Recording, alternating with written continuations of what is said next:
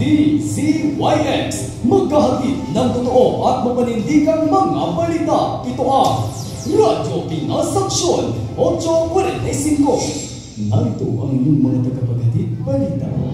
Sandigan ng tunay at tapat na pagbabalita. Hatid ang mapanindigang katotohanan para sa masa. Ito ang Radyo Pinas Aksyon 845. Magandang araw Pilipinas, ako si Christian Gantuba. Mga pagpanahon, Pampanga, ako naman si Karin Corda. Para sa mapanindigang balitaan At para sa tapat na likod bayan, ito ang DZYX 845. Mga kabayan, ang oras ay alauna ng hapon.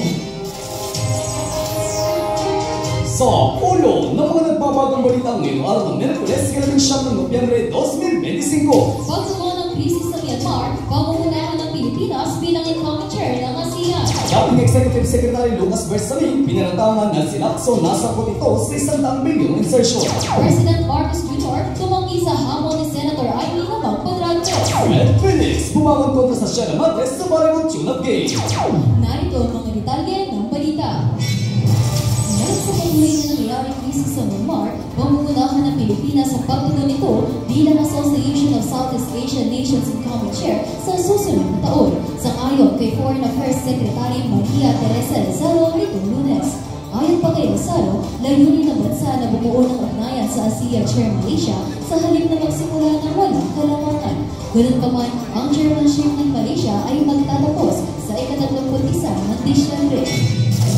Aral sa iba pang balita, hamon na mapadrag test ni Senator Amy, tinanggihan ni Pangulong Marcos. Para sa detalye, narito si Eli Reyes. Hindi pumayag si President Ferdinand Marcos Jr. na gawin ang hamon ng kanyang kapatid na si Senator Amy Marcos na magpasuri sa droga matapos itong ibunyag na gumagamit ng kanyang pamilya ng ipinagbabawal na gamot.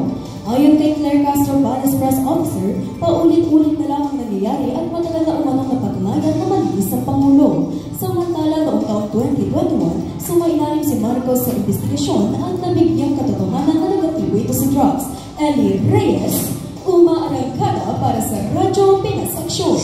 Magbabalik ang Radyo Pinas Aksyon matapos ang isang paalala. Geraldine, pinatawag kita dahil may nilabag ka dito sa loob ng bahay ko. Kuya, ano po yung kuya? Geraldine, nabasol ka dahil sa mga abuso mo sa interior ng bahay ko at pagsusunod ng basura na nakakaapekto sa aking klima.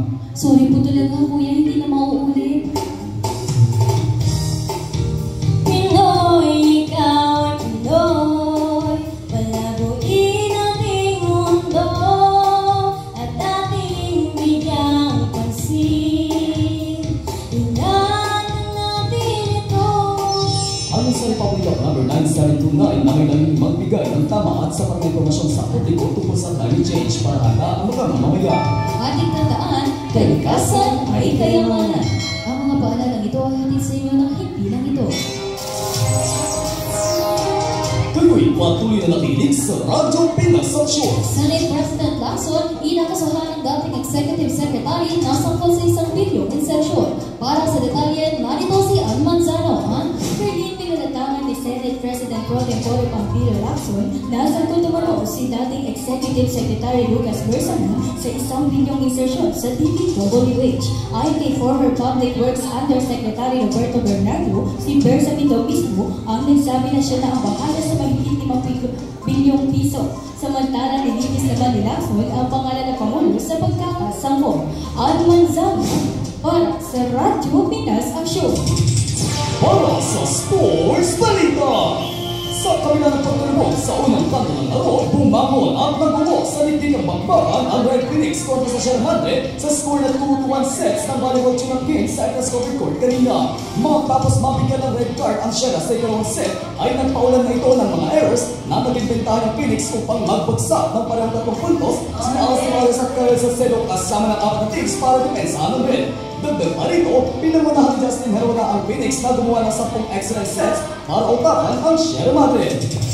At yan ang mga balita sa araw nito. Muli, ito ang News Center ng DZYX. Magkakasip na totoo at mapanindigang mga balita. Ako si Christian Gantuba. Ako naman si Karin Vargas na nagsasabing sa tapat na magbabalita, aangat ang buhay ng madla.